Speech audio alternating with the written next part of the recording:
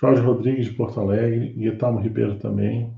O Fábio Kessler faz a seguinte pergunta: César, do arquivo definições opositivas na página 8,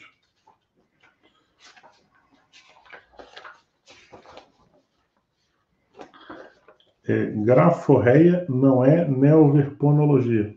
Perfeito. É isso mesmo. Né? Poderia expandir mais? Na sua opinião, há muita graforreia e pouca neoverpona CCC e não temos como mensurar no momento. É assim, Fábio, eu acho que, começando de trás para frente, eu acho que a gente não tem assim muito como mensurar no momento hoje, realmente, tá? Agora, eu acho que tem um pouco de graforreia assim às vezes, sabe? Às vezes as pessoas gostam de exagerar nos neologismos, né? E você, quando vai espremer de fato, não tem uma ideia nova ali, né? Então não haveria necessidade da pessoa, às vezes, trabalhar com as ideias daquele modo, né? Daquela maneira. Né? Graforreia é tipo uma diarreia, né? Da escrita, né? A pessoa vai escrevendo por escrever. Eu lembro de um livro de uma autora até antiga, que pertencia ao grupo, uma obra sobre macrosoma, que eu vi uns anos atrás, né? E eu fiz uma revisão. Então, quando eu tive um contato a primeira vez, eu me impactei, porque, puxa, era quase como se fosse um tratado sobre macrosoma. Tu olhava assim, tinha mais de 800 páginas. E eu fiquei, né, assim, fiquei com vontade, né, de, puxa, vou ler um livro sobre macrosoma. Aí eu fui ver, tipo assim, a pessoa tinha feito, na verdade, era uma chapa, como se fosse uma listagem, né, de centenas de palavras. E que era um pouco de graforreia, entendeu? E aquilo ali se repetia. Aquela mesma listagem se repetia umas 3 vezes ao longo da obra. Então, na verdade, era uma listagem com umas, sei lá, 200, 300 páginas, que se repetia umas 3 vezes. Então, a obra era aquilo ali. Então, a pessoa, ela ficava fazendo um jogo de palavras com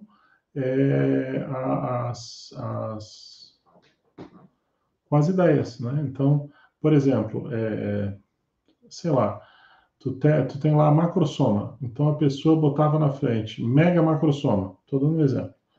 Aí o mega macrosoma dava origem à mega macrosomatologia. Aí daqui a pouco, na frente do mega, ela botava um outro prefixo, né? Então, sei lá, orto, mega, macrosoma, e aí daqui a pouco tinha orto, mega, macrosomatologia, e assim ia indo, mas você ia e não alcançava, entendeu? E tem uma coisa interessante que aconteceu nessa obra, que eu li uma parte da obra, que eu achei a melhor parte da obra, umas 2, 3 páginas, e quando eu li, eu jurava que eu já tinha lido aquilo ali. Não era daquela... Não era a primeira vez. Não era a primeira vez, não era daquela autora que eu estava lendo. Mas não tinha referência nenhuma, ela falava como se fosse ela tivesse escrito, tinha algumas palavras da Conscienciologia, eu achei estranho, mas aí eu fui pesquisar nos meus arquivos. Aí na hora que eu fui pesquisar, tinha exatamente, eu tinha o autor, a página, o livro, eu já tinha lido aquilo ali, e eu fiz a contraposição. O que ela fez, na verdade? Ela copiou na cara dura, e ela mudou uma ou outra palavra, mas ela não botou sequer nas referências bibliográficas da obra, entendeu? Do capítulo da obra. E eu lembro que eu confrontei ela. E na hora que eu confrontei, ela olhou, nossa, será que isso foi uma pangrafia que eu tive? Essa foi a explicação dela. Mas era sem condições, era igualzinho. Você sabe, César, que esse é um aspecto que as pessoas, às vezes, erram, mas não de má fé, né? Uhum. A pessoa não tem auto-organização para ir registrando as fontes, às vezes vai lançando uma ideia que ela gostou, recorta, aquela origem, aquela fonte se perde, e daqui a pouco a pessoa lê e ela acha que é dela. É verdade. Você lê aquilo e você diz, pô, que legal. Porque se você pegar um material que você leu, sei lá, há 3 anos, 5 anos atrás, você lê, mas é como se estivesse lendo uma coisa que você não tem na sua memória. É como se... Então, se é seu ou se não é, você já não sabe mais. Isso é muito sério, né, no processo de criação dos livros. Você registrar essas fontes para você não se perder depois. né, nesse compilado. E até saber destacar aquilo que é original, que é seu, que você concluiu, daquilo que foi o embasamento teórico para você chegar naquela proposta. Agora, Fábio, a inspiração que eu estou tendo de falar é a seguinte. Existe uma coisa que se aproxima muito a isso, que é um erro também muito comum, que não é bem graforreia, mas é a pessoa que quer escrever sobre temas avançados, mas ela, de fato, ela não se dedica a ter experiência sobre aquele tema. Ela não se dedica a ter o exemplarismo cosmético sobre aquilo ali. Então, ela fica na base da autopromoção, entendeu? É uma autopromoção, às vezes, mais sutil, mais velada, outras vezes mais escancarada, mas o fato é que a pessoa fica escrevendo para fazer uma alusão aos próprios feitos, ao próprio ego, entendeu? E eu entendo que isso não é neoverpon. Isso é um processo teórico, que vai até contra a ciência. É que nem, por exemplo, eu querer escrever agora sobre cosmoconsciência avançada, tá? E começar a dar um curso sobre isso. Princípios da cosmoconsciencialidade avançada. Eu acho que a gente ainda tem que amadurecer muito dentro da CCCI em relação a isso, sabe? A impressão que me dá é que hoje a pessoa escreve sobre qualquer coisa.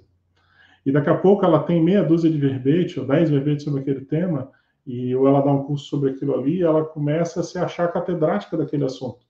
Mas você vai espremer, você vai ver que a pessoa não tem experiência. E às vezes não é má fé da pessoa, entendeu? É falta de visão de conjunto mesmo. Falta de autopesquisa. De autopesquisa. De achar o seu matricensênio, identificar qual é o seu eixo pesquisístico, de botar a violinha no saco e entender, calma, isso não está para mim ainda. Quem sabe a minha mega GESCOM daqui 20 anos, mas agora eu tenho que começar do beabá, né? Porque a pessoa às vezes vai falar de determinados temas que são muito avançados e ela vai falar sobre a realidade dela, né, evolutiva. Então ela vai pegar o exemplo do cachorrinho, da casa dela, não que não seja relevante, mas às vezes é muito pouco para a magnitude do tema que ela está abordando, entendeu?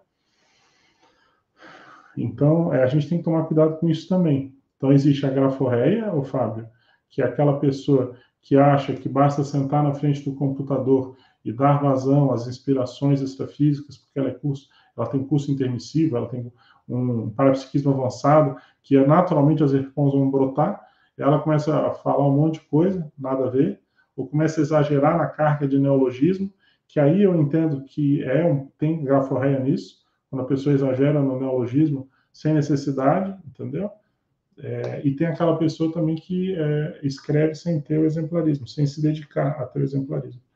Esse é outro problema. Que aí, quando a pessoa fala, sai sem energia, né? Você vê que falta verbação. É isso. Que nem a pessoa, por exemplo, começar a falar, por exemplo, a pessoa vai falar das extrapolações da semiconsciencialidade. Não sei, estou dando um exemplo aqui. Deixa lá.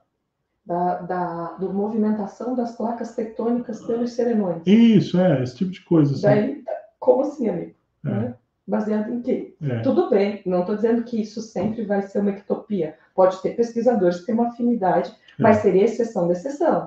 Mas é que eu vejo que às vezes o processo é da autopromoção. A pessoa quer exagerar na dose, entendeu? Ou alguma irresistibilidade, às vezes ela teve um momento de impacto energético, que ela foi lá em Timbelir e sentiu as energias do serenão e aquilo... Ela quer forçar a barra. Só que ela não entendeu que aquilo uma parte, né? Aquilo não é o foco principal do processo de pesquisa dela. Perfeito.